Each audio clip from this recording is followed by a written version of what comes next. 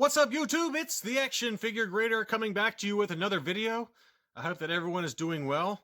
My wife and kids decided to go on a nature hike with my mother-in-law. They asked me if I wanted to go. You can take a wild guess as to what my answer was.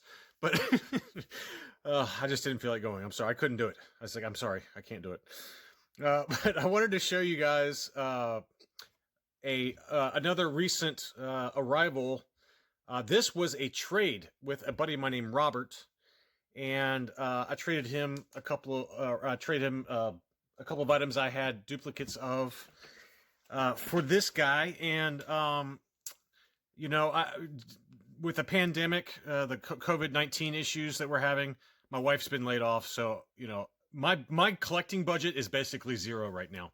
So if I'm not buying inexpensive, modern Star Wars stuff, I'm doing trades. And this was a trade. I've done a few trades here recently. Mr. Domo Toys, another YouTuber, I traded.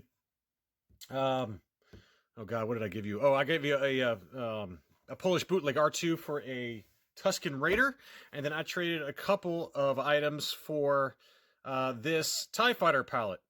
And this is a Hong Kong country of origin TIE Fighter palette. 85 near mint plus, so really beautiful example. I already had, as you guys probably remember, I did have a couple already in my collection. Obviously, the most sought after one is this Lily Letty. You can see the label there. I won't bother turning it, but that's an 85 Lily Letty. Absolutely gorgeous, gorgeous example of him. And if you compare the two of these, you can see just some very slight differences. The Lily Letty gloves and the boots are much lighter gray. Not much lighter, but they are lighter. This will be a good angle. I don't know if that's coming through or not, but it's a much lighter gray than the Hong Kong is. So you can kind of take a look at that. Otherwise, I don't really see massive differences. Obviously, there's a slight difference as to where the emblem is labeled. The emblem on this, at least on this example of the Hong Kong, is much higher on the shoulder than the Lily Letty is. Let's see how the other arm looks. Yeah, so this one is the same way. You can see how much lower the emblems are. The helmet emblems look basically the same. There might be some slight differences there, but I'm sure there's some other slight differences. The other obvious difference is the blaster. This is a Lily Letty blaster. It's black. This also came with Nanyum.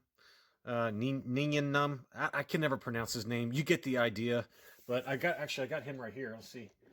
So this is the Lily Letty Nanyum, but you can see it's the exact same weapon, and that's an 85 Lily Letty Nanyum. So that is that. So that's the Lily Letty, and then this is the China COO. You can see the label there, China 85 also. And again, the color of the gloves is much different. It's a much darker glove, and it looks quite a bit glossier. You can see how glossy the gloves are versus, the kind of more of a matte finish to the boots and gloves of the Hong Kong. In terms of the emblems, again, it's more in line with the Lily Letty, but all three of them have different locations for the emblems. The Hong Kong is much higher on the shoulder. The China is basically a little bit lower, and then even lower than that is this is probably the better.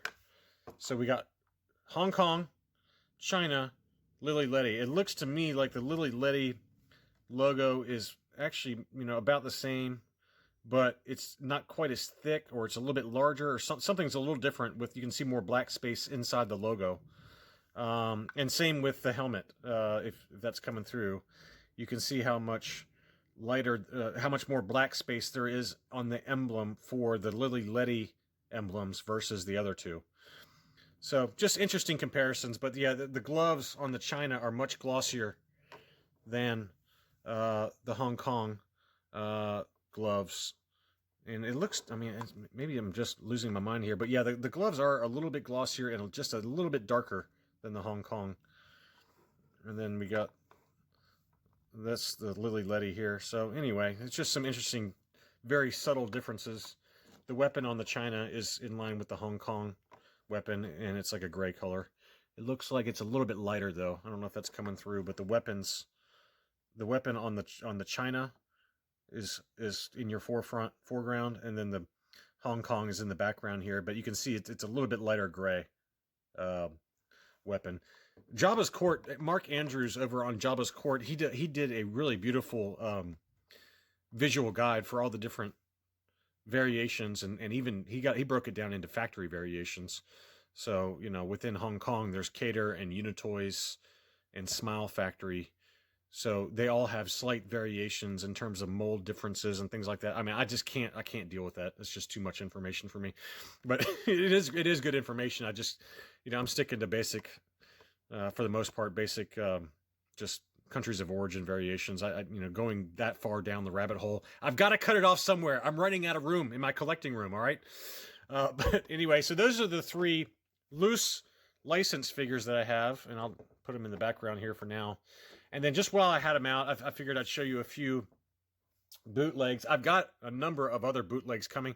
Now, this is labeled as a 1980s Mexican semi-articulate. This is, to me, I consider this more of a 1990s bootleg, but it's very in keeping with the license figure. But this mold and color, combination, all that, this is more, to me, more of an early 1990s bootleg than it is a 1980s. But it could have been out in the late 80s, but I wouldn't consider this one an early 80s.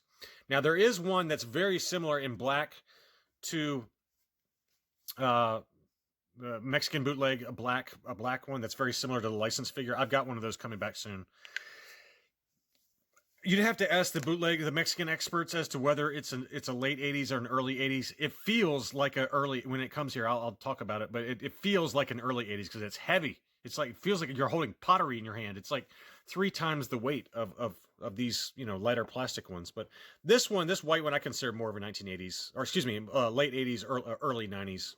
But you can see how that compares. So pretty similar. They basically just copied it, but it is semi-articulated. So it's got moving arms. And then we got the Polish. This is a Polish bootleg, very similar, obviously. There's a number of different color combos. I want to get some more of these, but this is the only one I've got right now. That's the Polish. And then you guys have seen my 3rd generation that my buddy Trevor was so kind to sell me a long time ago. It's probably 3 or 4 years ago, at least now.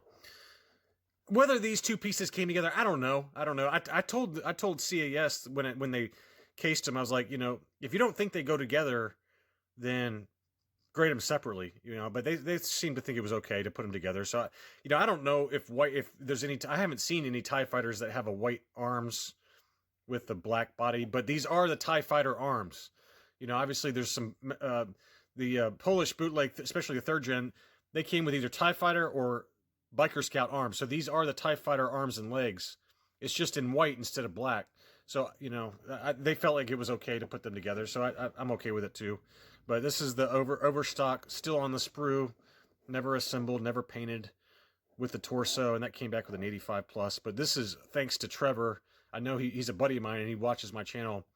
And you were way too generous with the price on these, so I really appreciate you giving these to me because I love this set.